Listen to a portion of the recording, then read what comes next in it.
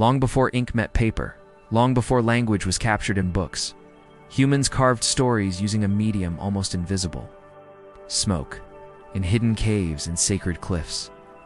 Ancient tribes wrote with smoke on stone walls, not as art, but as messages carried between worlds. This wasn't mere ritual, it was survival, connection, memory. But why would anyone write with something so fleeting? Because not everything was meant to be seen. Some things were meant to be felt. Hey there, everyone. Welcome to my channel. Today we'll unravel a mystery whispered through ages: why ancient people wrote with smoke. When a sacred message needed to be sent, perhaps a warning of danger, a memory of the dead, or a dream that felt like prophecy.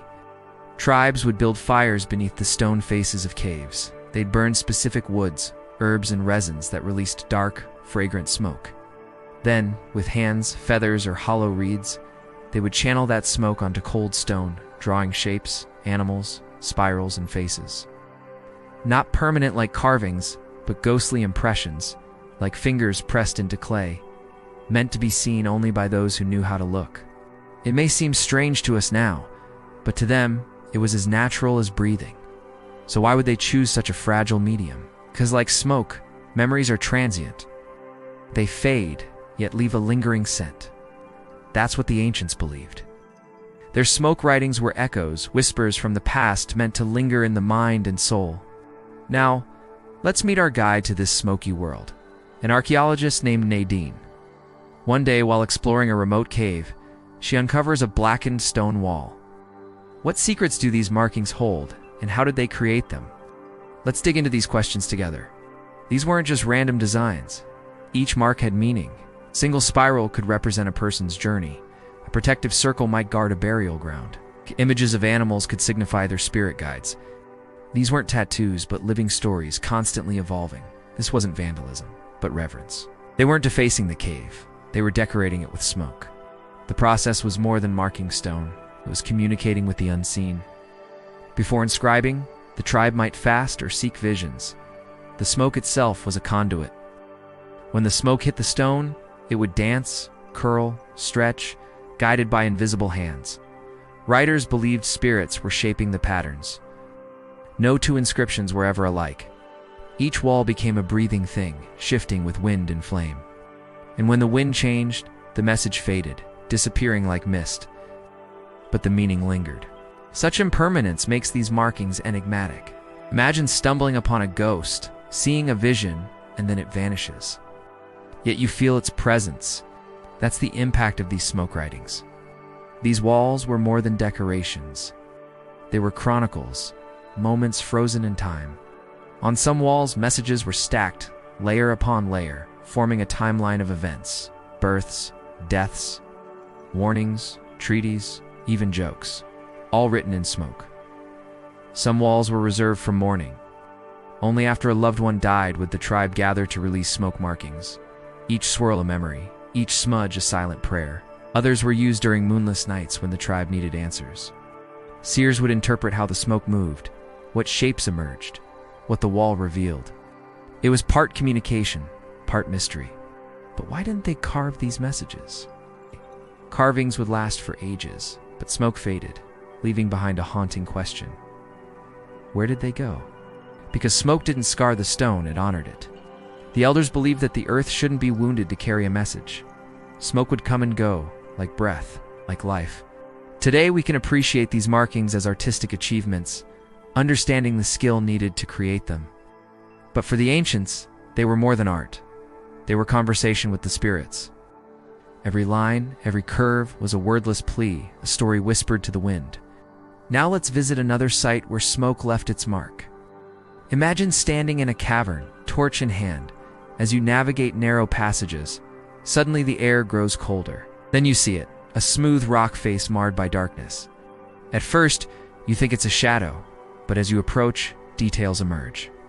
There are markings on the wall, images seared into the stone, a deer's head, a human profile, a series of dots. You realize these aren't shadows, but smoke. They've been burned into the stone, each design telling a tale. Here, the walls become storytellers, sharing tales of rituals and beliefs. The tribe believed these markings could ward off evil spirits, so they made them during ceremonies, filling the cave with incense, smoke, and prayers. But as time passed, these spiritual barriers turned into eerie artwork, haunting the cavern even in daylight. As you explore further, you find similar markings on bones, tools, even pottery. These weren't casual graffiti, but deliberate choices. Each inscription was a silent plea, a hope for protection or good fortune. This wasn't just a cave. It was a sacred place where smoke wove magic, where stories were etched in shadow and memory. If you're captivated by tales like these, subscribe to our channel, where history comes alive. In some valleys, explorers have discovered faint soot shadows still lingering, barely visible. Scientists call it residue. Locals call it memory. Some of those markings can only be seen when light flickers at the right angle, like the flame of the torch that first revealed them. As if the stories are still hiding, waiting. There's a deeper secret here, a belief that the smoke itself listened. It carried words up into the sky, to the gods or the ancestors or the unseen. And if they accepted, they would send back signs, in firelight, in dreams, in the rustle of trees. This brings us back to Nadine. She gazes at the wall, realizing that she's not just looking at markings, she's touching a history. She carefully brushes away dirt, revealing a clearer image. A bird, maybe an owl, its wings spread wide. It looks as if it's about to take flight. Nadine feels a chill, wondering who made this and why. Maybe it was a ritual, maybe a warning, or maybe a way to remember a dream. She pulls out her notebook and begins to sketch the bird, its feathers, its sharp eyes. She thinks about the tribe, their beliefs, their fears, their hopes. They believe that the smoke carried their words up into the sky. Did they get a reply? Did the gods listen? We may never know for sure. But here's what we do know. These markings are more than just pictures. They're stories. They're whispers from the past. And they remind us that we're connected to those who came before us. We're part of a bigger story.